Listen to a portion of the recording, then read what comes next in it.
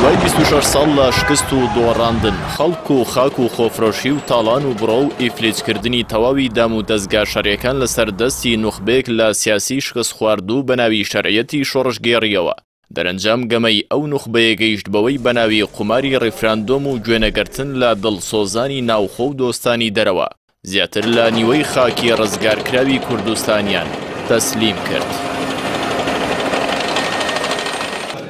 ئەو نوخبە سیاسەی کە ساڵەهای ساڵە بە ناوی شەرعیەتی شۆڕشگێڕیەوە خۆیان سەپاندووە و کۆی جومگەکانی حکومڕانیان لە باشووری کوردستان ڕوبەڕووی داخوران و گەندەڵی و شکست کردوێتەوە و بۆ دنیان سەلماند نەپیاوی دەوڵەتدارین و نەجورئەتیەوەشیان هەیەدان بە شکستی خۆیان دابنێن بەڵکو لەبری جێشتنی کورسی دەسەڵات و دانان بە فەشەلی حکومڕانیاندا هەرجارە و بە هێنانە پێشەوە و دروستکردنی قەیرانێکی نوێ ئاگایی خەڵکی کوردستانیان فریوداوە و ئەوباڵی شکستەکانیان سپاردووە بەو قەیرانانەی کە هەرخۆیان بۆ پەردەپۆشکردنی شکستەکانیان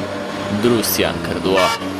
دووەکارتی دەستی ئەم نوخبە شکست خواردووەی کە زیاتر لە چارەگە سەدەیەکە حکومڕانی باشووری کوردستان دەکەن بۆ درێژەدان بە ستەمی چەندین ساڵەیان قۆمارکردن بوو با چارەنووسی نەتەوەیەک و ئەنجامدانی ڕیفراندۆم بوو بەبێ دیراسەکردنی لێکەوتەکانی و ڕاساندنی زەمینەی گونجاوی ناوخۆی و دەرەکی و سپاردنی پرۆسەیەکی چارەنووسسازی وەکو مافی چارەنووس و سربەخۆیی بە ئەگەر سەری گرت و ئەگەر سەری نەگرت. ئەگەر سەری نەگرت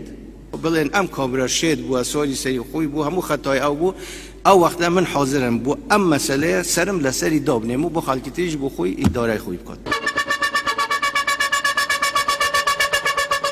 دوای ئەو شکستە گەورەی باهۆی قوماری ڕیفراندۆمەوە لە سەردەستی نوخبە شکست خواردووەکە بە سەرهەرێمی کوردستان و ئەزموونەکەی داهێنرا. ئەو دەستەبژێرە کە لە بەردەم ڕایگشتی ناوخۆ و دەرەوەدا بەکردەوە سەلماندیان شکست دوای شکست با باڵای خەباتی ڕزگاری خەڵکی کوردستان و قوربانیدانی خەڵکە بەشمەینەتەکەیدا دەبڕن. هێشتا ئامادەنین بەرپرسیارەتی شکستەکە لە ئەستۆ بگرن و لانی کەم دەست لە کار بکێشنەوە و داوای لێبوردن لە میلەتەکەیان بکەن.